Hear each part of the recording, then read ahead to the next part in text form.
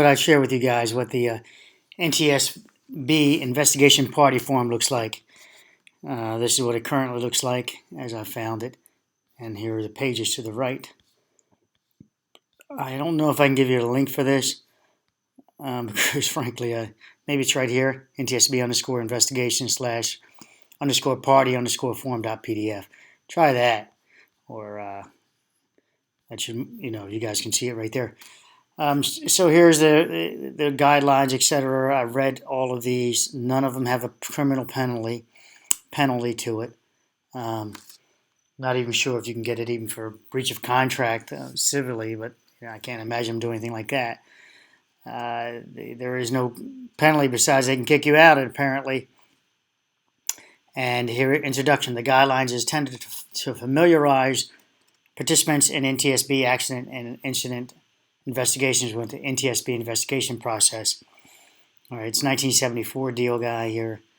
And you guys have the screen slowed down so you can pause your screen and read this. Let's go down a little bit. It's page 2. About who they designate, employees, function, activities, etc. This is a voluntary participation. This is not something that that you don't do voluntarily. And here we go: FAA, Coast Guard, Aviation. You see different versions of it. But I'm going to, I guess I'll try to find the link and I'll post it part of the my responses down below or in the comments. So I'm pausing it now, but you guys can see that there is no penalty. Release of information. Listen to the part. Prior to the NTSB's adoption of the final report, only appropriate NTSB personnel are authorized to publicly disclose investigation findings. And even then, the release shall be limited to verified factual information identified during the course of the investigation. In addition, party participants or their respective organizations must, not may, shall, or whatever, must refrain from providing providing opinions or analysis of the accident outside of the participation in the investigation. In other words, you can give the opinions to the investigators, but the only one's going to talk will be this one. But even the release shall be limited to verify factual blah blah blah. Failure to abide by these requirements may lead to removal of a party from the investigation. Any questions of this policy may direct us. See that guy? Failure to abide by these requirements may lead to removal of a party from the investigation. That's all. There's your whole big penalty. They may kick you out. And proprietary information, that the proprietary, commercial, sensitive, and export controlled information. All records provided to the entity must be clearly marked if they contain proprietary or commercial sensitive information. Parties also obligated to see. So right here, if you stamp your stuff proprietary or commercial, and proprietary could be as tricks. You can put that on each one of a plan. Imagine that. This is my proprietary ingredient. It doesn't mean it's not open to the public to have it, but you know how to mix it. It's proprietary. So that would sort of stop them from releasing a lot of stuff. In other words, this design could be proprietary. But it's also in the commercial, it's also in the public arena. So I guess you lose some proprietary information at that point. Okay, organizational meeting. The initial investigation meeting on scene is designated as the organizational meeting. It is during the organizational meeting that IIC introduces him/herself, explains her expectations for the investigation and parties working with the NTSB, and introduces the NTSB group chairman who will lead the anticipated investigation, which we already know about this, guys. On-scene progress meetings, etc. Safety precautions during investigation.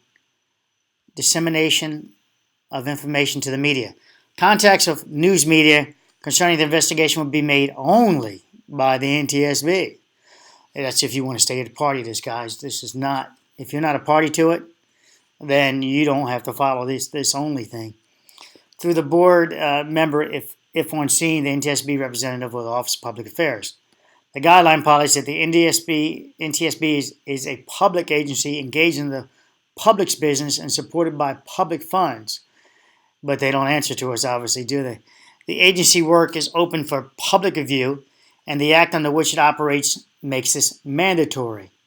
The NTSB believes that periodic factual briefing to the news media are a normal part of the investigation, and that for the public to perceive the investigation as credible, obviously we don't perceive them as credible if they don't do this. This is they're telling you the investigation should speak with one voice, that being the independent agency conducting the investigation. So to make themselves appear credible, they said that only they should speak and nobody else should speak to help them with, because they got a credibility issue, obviously, guys. This is how to control the narrative. Therefore, the NTSB insists that it be the sole source of public information regarding the progress of an accident investigation. Parties are encouraged to refer media inquiries to the NTSB Office of Public Affairs. Public hearings, formal deposition of a public hearing may be conducted. Parties to the on-scene investigation may be consulted for their reviews. Blah, blah, blah. Party recommendations, the findings, conclusions, and recommendations. Any party to an investigation may and is encouraged to submit to the NTSB proposed findings of fact and conclusions that the party believes should be drawn from the evidence obtained during the investigation. So each party now has access to all the data. Now you can tell them what you think the conclusion should be. A party may also propose safety recommendations for preventive action. All submissions shall be made in writing, and parties shall serve copies of submissions on all other parties. The IIC will provide a date of which such submissions must be made. So this is yet to come, guys. This giving everybody a chance to speak or forever hold their mind. And here's the Code of Federal Parts Act. And if you read it, there is no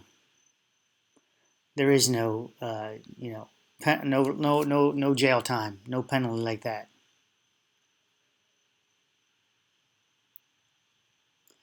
Okay. Requirements to withhold information. Trade secrets exemption. So there we got trade secrets, right? And you guys can read this. I'll give it to you. Authority of the Board of Representatives general.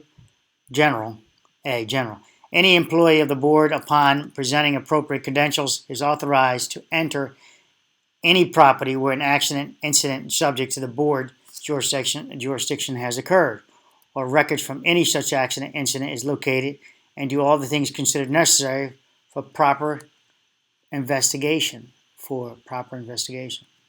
Further, upon demand of an authorized representative of the board and presentation of credentials,